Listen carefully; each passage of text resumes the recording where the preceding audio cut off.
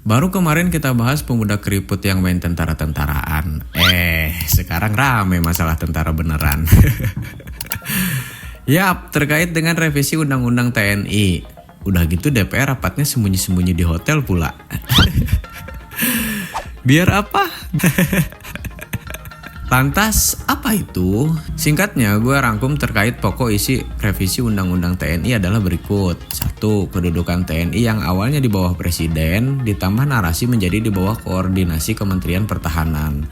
Yang kedua, penambahan tugas operasi militer selain perang, dari 14 tugas menjadi 16 tugas. Terus yang ketiga, terkait jabatan sipil, jabatan pada kementerian atau lembaga negara.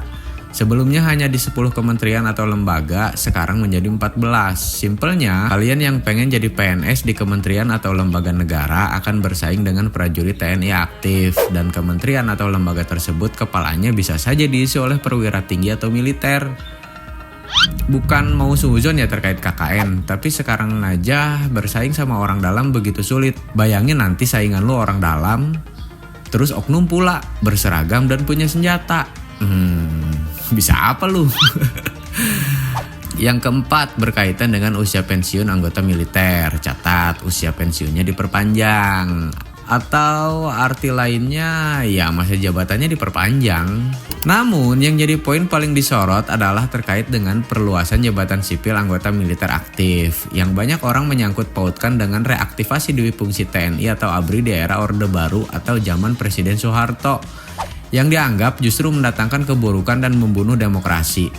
Agak sulit sih memang memahami dampak buruknya bagi kita generasi yang tidak mengalami atau belum dewasa saat itu. Apalagi model kalian yang malas baca dan nyari tahu. Doyannya cuma scroll-scroll doang. Kalau ada yang joget seksi baru dipantengin. Oke, gue akan coba sharing sedikit pemahaman gue dalam hal ini. Beberapa asumsi di sini bisa jadi kurang tepat, tapi bisa jadi juga sangat tepat. Gue nggak akan jelasin ini pakai bahasa bayi. Wong bayi emang belum bisa ngomong. Manalah bisa lu paham. Gue sebut aja ini bahasa rakyat jelata, berpendidikan cukup dan ekonomi menengah ke bawah. Orang kaya, artis, influencer, kaum elit mau nyimak? Silahkan. Oke, jadi kenapa orang-orang merasa khawatir dengan revisi Undang-Undang TNI ini yang digadang-gadang akan melemahkan supremasi sipil dan mengaktifkan kembali dui fungsi militer seperti era Orde Baru? Pertama, semakin melemahnya demokrasi. Artinya tidak ada ruang diskusi. Mau gue, mau dewek. Terus yang kedua, dui fungsi ABRI. Simpelnya, militer selain bertugas menjaga keamanan dan ketertiban negara, juga punya kewenangan untuk berkuasa dan mengatur negara dalam ideologi, politik, ekonomi, sosial, dan budaya. Kebayang gak lu 5 unsur pokok kehidupan tersebut diintervensi sama kekuatan militer? Mending kalau yang intervensi itu kompeten, kalau kekuasaan disalahgunakan dan pelaku cuma dibilang oknum. Apapun keputusan yang ingin diambil penguasa nantinya, maka sipil hanya harus tunduk dan patuh. Lu mau beroposisi, lawan lu punya kekuatan militer terlatih beridentitas negara dan bersenjata legal. Lu dianggap mengganggu kepentingan kelompok mereka, bisa jadi lu tiba-tiba binasa. Ditambah yang ketiga, jabatan sipil anggota militer diperluas, tapi peradilan militer tetap terbatas. Ngerasa gak zaman sekarang kalau ngelamar kerja sulit bersaing dengan orang dalam? Bayangin gimana kalau oknum menguasai posisi tertinggi jabatan sipil. Makinlah susah ini rakyat jelata buat berkembang. Let me tell you something. Di samping itu, nantinya budaya kerja di tempat tersebut juga malah jadi regresif karena gaya militer. Gak ada tuh ruang diskusi. Pokoknya apa kata komandan jalanin aja. Waduh, gak kebayang deh semakin parah mental health yang dialami para Gen Z dan menyebar di media sosial. Ente-ente nih generasi baik pak, siap pak, dan kaum yang gak boleh dibilang miskin tapi gak kaya-kaya, siap-siap aja semakin pusing. Dari atas batu di bawah lumpur isep.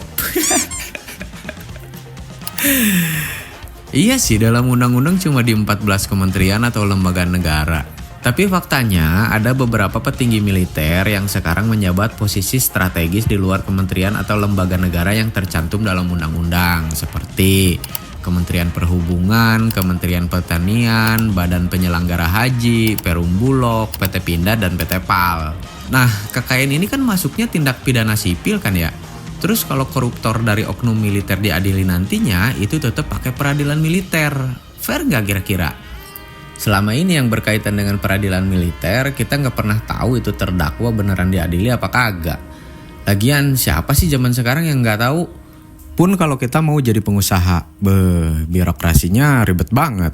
Kalau mau mulus, nyari backingan, oknum. Bayangin nanti kalau kementerian atau lembaga buat diisi militer diperluas lagi, terus kekuasaan disalahgunakan oknum. Jadi swasta makin aja kayak ayam sayur. Cuma dipajakin, terus tiap lebaran dipalakin.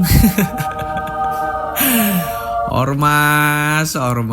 Demo dong sono, minta DPR sahkan UU perampasan aset para koruptor. THR mulu sama rendang yang diurusin.